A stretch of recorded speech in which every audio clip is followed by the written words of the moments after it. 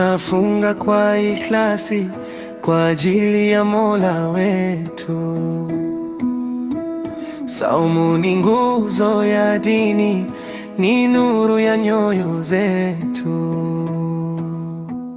Lakini kufunga ni ngumu, jua kali latutesa, njaa na kiu vyatunyima nguvu, mwili huchoka sana.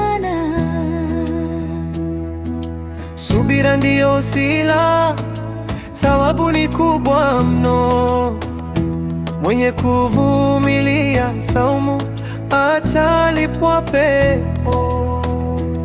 Lakini kazi ni nyingi, hatuwezi kuvumilia.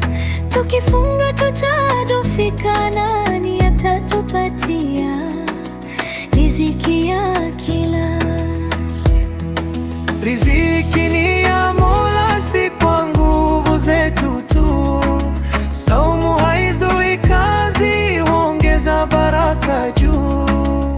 Wapo wafanyao siri, wanajifanya wafunga, lakini gizani hulaje. Hiyo ni saumu kweli au ni dhihaka? Mola huona siri, hafichiki chochote.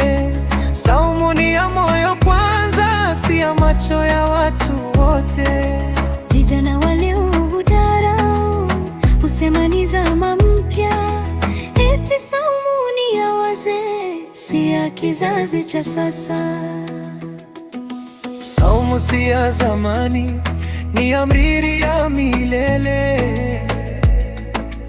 Aliyefunga kwa takwa huinuliwa daraja mbele. Na wenye maradhi je, au walio safarini, je, nao wakilazimika kufunga, si wataumia mwilini? Dini ni rahma tele, si mateso wala dhiki.